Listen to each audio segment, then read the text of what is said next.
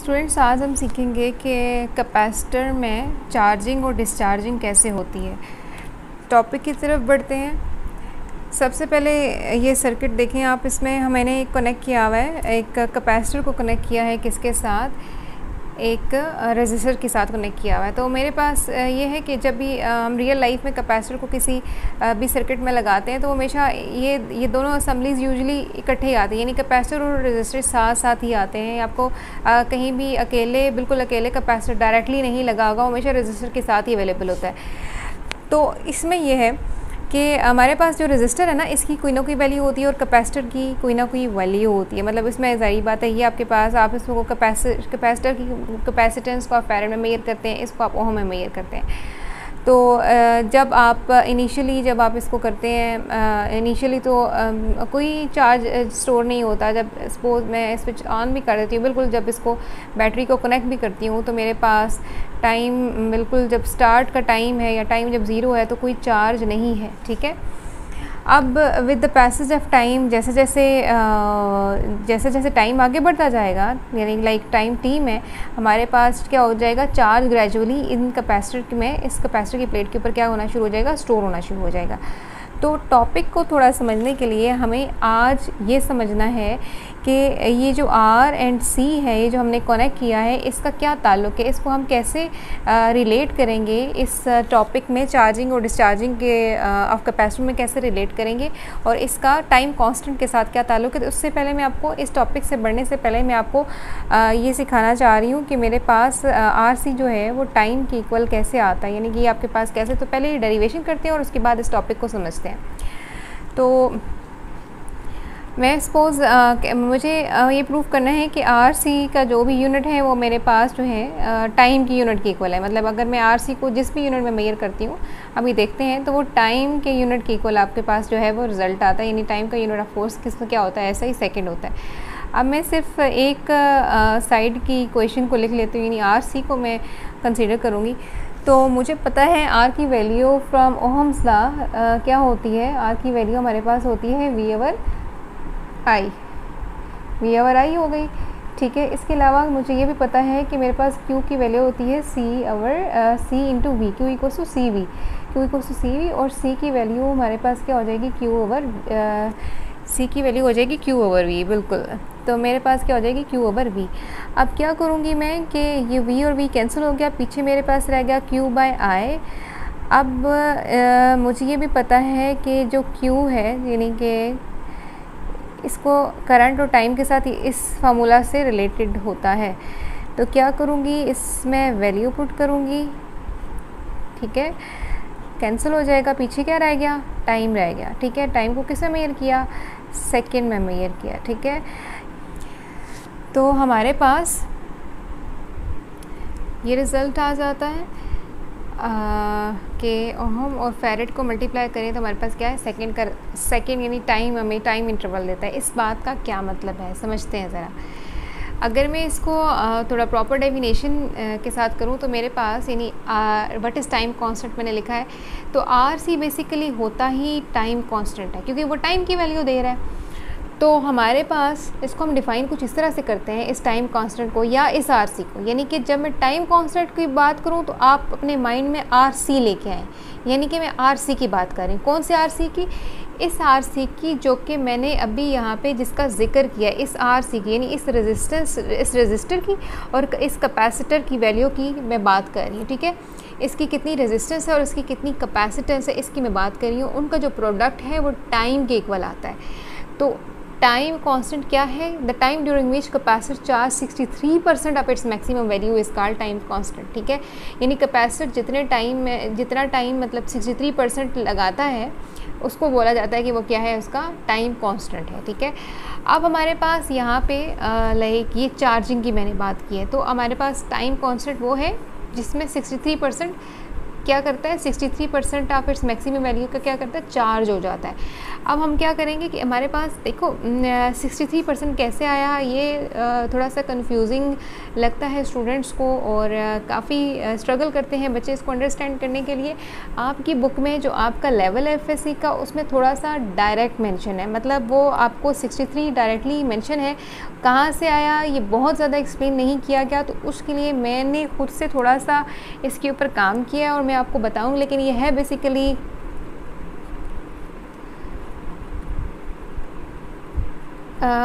ये BSc level की question है, लेकिन आपको ये अंडरस्टैंड करवाने के लिए मैंने सिर्फ लिखा है this is not part of your syllabus, but just because if you want to clear your concept about 63% और if you want to clear about the concept of RC और time constant, then you must learn about this equation। तो first of all let's understand कि हमारे पास ये equation क्या है। तो बच्चे हमारे पास ये जो क्यू नॉट है ये मैक्सिमम वैल्यू है चार्ज के, लाइक कितना वो चार्ज स्टोर कर रहा है, ठीक है, मैक्सिमम चार्ज स्टोर करने की वैल्यू है। टी हमारे पास वो टाइम है जो वेरी कर रहा है with the passage of each interval.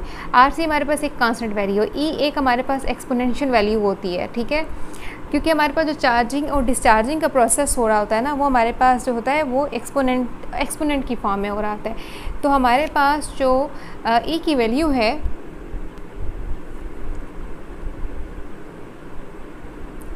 ई की वैल्यू जो आपके पास आएगी वो आती है 2.71। अगर आप अपने कैलकुलेटर से शिफ्ट या अल्फ़ा का बटन दबा के इसको एक्सपोनेंट को करेंगे तो 2.7 ये बहुत बड़ी वैल्यू आती है कैलकुलेटर में, लेकिन हम राउंड ऑफ करके सिर्फ थोड़ी सी वैल्यू उसको कंसीडर करते हैं। तो ये वो एक्सपोनेंट की वैल्यू है, ठीक है। ये इक्वेशन है जी किसकी, चार्जिंग की। किसकी इक्वेशन है ये, चार्जिंग की, ठीक है।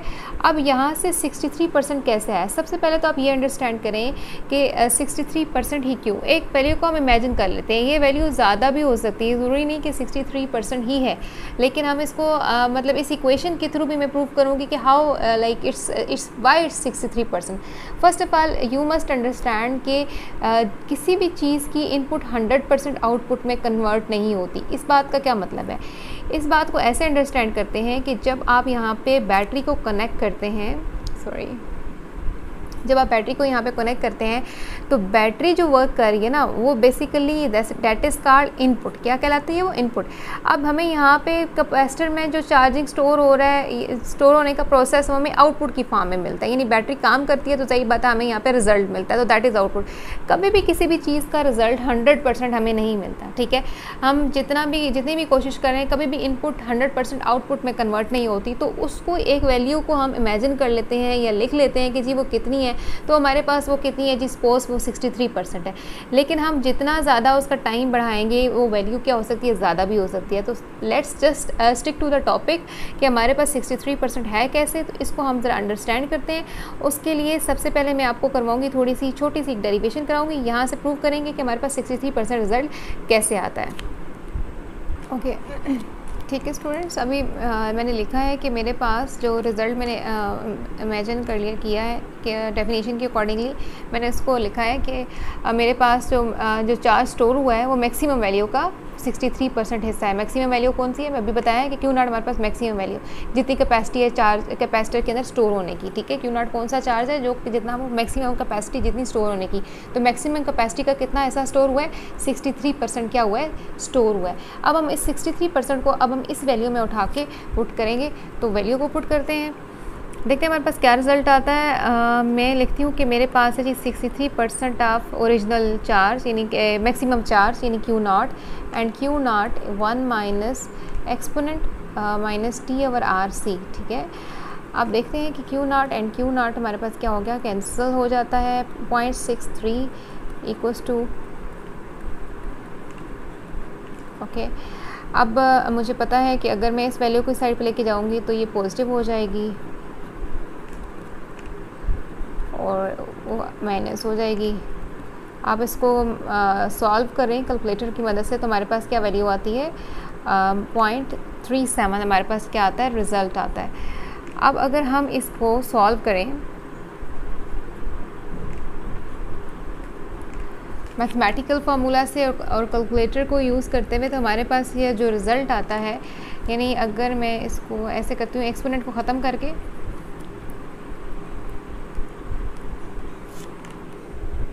कि दोनों तरफ लॉग अप्लाई कर दिया और मेरे पास जो रिज़ल्ट आया फाइनल वो क्या आया है मेरे पास, यानी अप्रोक्सीमेटली मेरी वैल्यू आती है, जो मेरे पास कैलकुलेटर में वैल्यू आ रही है वो अप्रोक्सीमेटली आ रही है 0.9 है। अगर आप मैं उसको राउंड ऑफ करके लिखूँ तो वो मेरे पास 1 आती है। तो हमारे पास यहाँ पे ये जो डेफिनेशन है वो जस्टिफाई होती है कि 63% जो है हमारे पास चार्जिंग का वो हिस्सा जिसमें 63% charge maximum of its capacity जो है वो चार्ज होता है, तो उसमें उस टाइम को हम बोलते हैं टाइम कांस्टेंट। ठीक है, वो वैल्यू हमारे पास क्या होती है, टाइम कांस्टेंट हमें वो बताती है वैल्यू।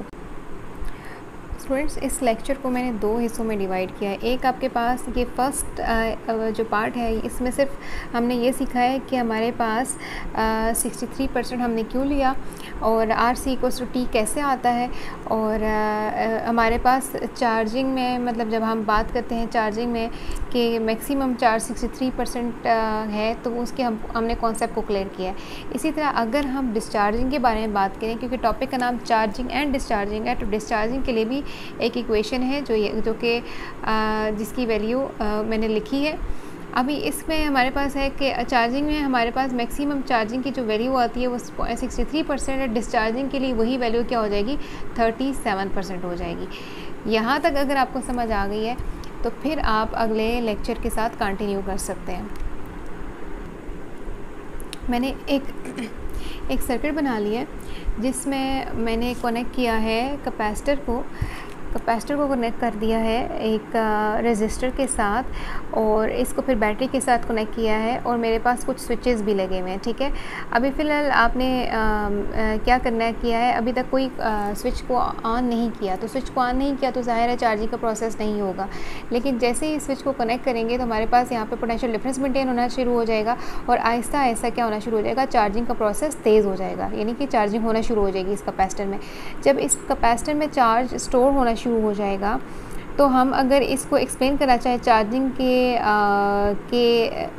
चार्जिंग के प्रोसेस को ग्राफ की मदद से एक्सप्लेन करना चाहूँ तो मेरे पास रिज़ल्ट क्यू चार्ज जो कि स्टोर हो रहा है, टी मेरे पास टाइम है।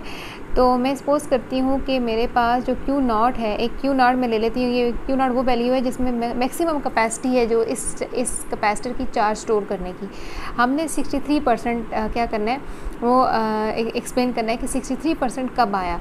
तो 63% मेरे पास आता है, मेरे पास मैंने बोला है कि मेरे पास सपोज 63% आता है, RC=1 सेकेंड के इक्वल है। तो मेरे पास मतलब यानी कि इसको इस तरह से मैं कहती हूँ कि मैं R की वैल्यू को ले लेती हूँ 1 ओम। मैंने इस तरह का रजिस्टर ले लिया और कैपेसिटर की वैल्यू ले ली, ऐसा कैपेसिटर लिया जिसकी वैल्यू है 1 फैरेड।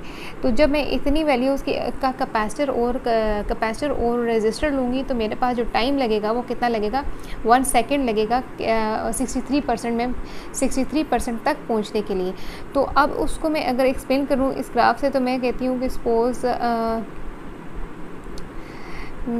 यहाँ पे ये देखें, ये 1 सेकेंड में पहुंचा, और ये इसका क्या है, कौन सा हिस्सा है, ये 63% हिस्सा है जो उसने चार्ज हुआ, जो कैपेसिटर चार्ज हुआ कितना 63%। तो ये उसने कितना टाइम लगाया, 1 सेकेंड टाइम लगाया, या आप इसको कह सकते हैं कि 1 RC है।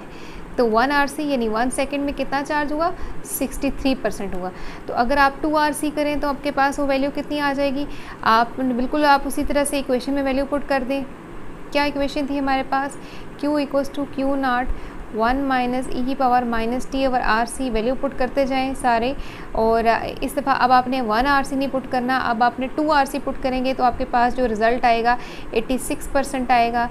इसी तरह से आपके पास 94% रिज़ल्ट आएगा, फिर आपके पास 98% रिज़ल्ट आएगा, 99% रिज़ल्ट आएगा।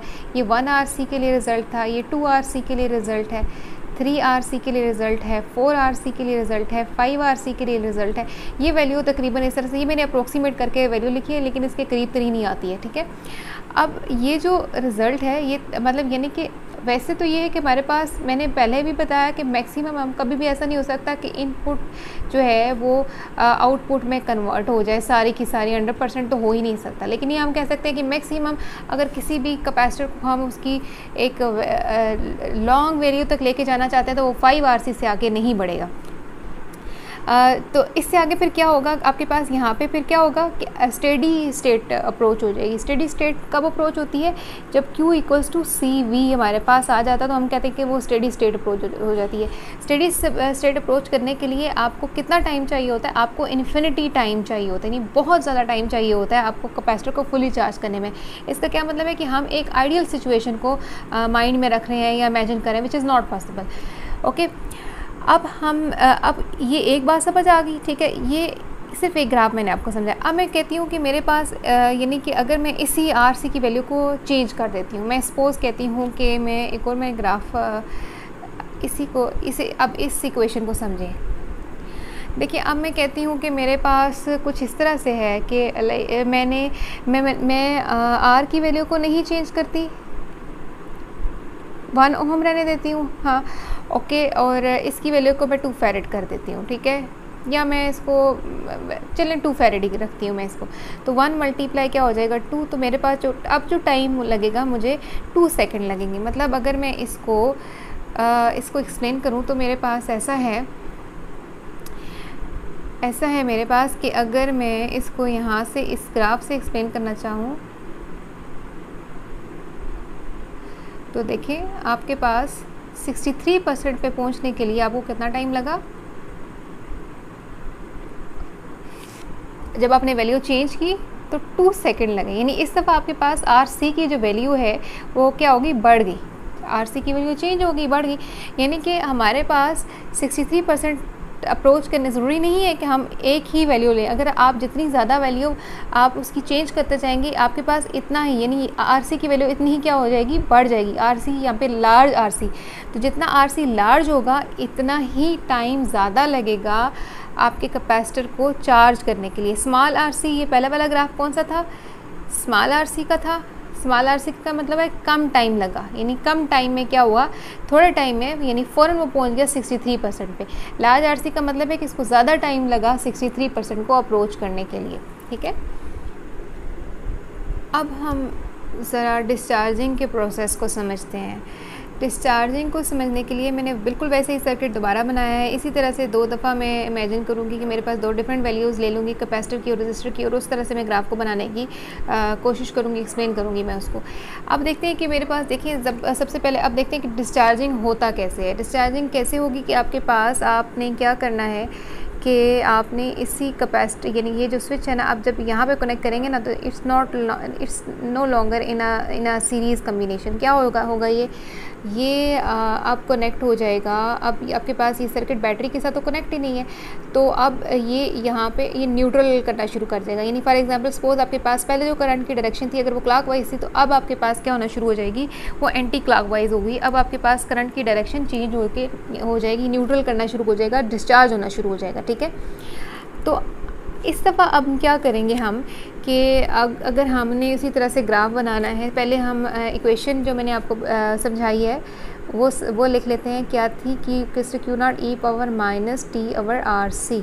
ओके, अब हम करते हैं, अगर आपको चार्जिंग का प्रोसेस समझ आ गया तो डिस्चार्जिंग आपके लिए कोई प्रॉब्लम नहीं होनी चाहिए। ग्राफ को ज़रा बेहतर करके बनाते हैं।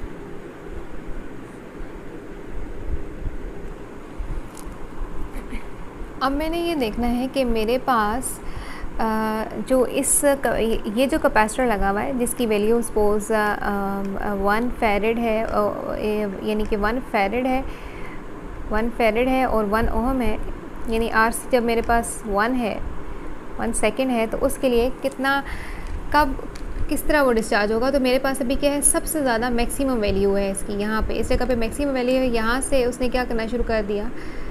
डिस्चार्जिंग की तरफ जब ये मूव करेगा तो आपके पास कितना उससे अप्रोच करना है? 37% तक क्या हो जाएगा? कितने टाइम में गया वो? 1 सेकंड में गया। दैट मीन्स कि आपके पास सपोज 1 RC तक क्या हो गया? वो 37% तक क्या हो गया? डिस्चार्ज हो गया। अब डिस्चार्जिंग का जो प्रोसेस है ये इस कैपेसिटर और रेजिस्टर की असेंबली के लिए कितना था? 1 RC, ठीक है। इसीलिए इसी तरह अब हम ये देखते हैं कि अगर हम इसकी वैल्यू को चेंज करते हैं, कोई और हम वैल्यू लेते हैं, मतलब अगर मैं लार्जर वैल्यू ले लूँ, सपोज मैं इसको, जैसे अभी मैंने पिछली एग्जांपल में 2 RC लिया, सपोज मैं कोई 2 RC ले लें या कोई 3 RC ले लें, या 2 RC ले लें, जो भी आप वैल्यू लेते हैं, यानी कि बस बताने का मकसद ये है कि 1 RC से बड़ी वैल्यू है, कोई भी इमेजिन कर लें। तो उसके लिए क्या होगा कि उसको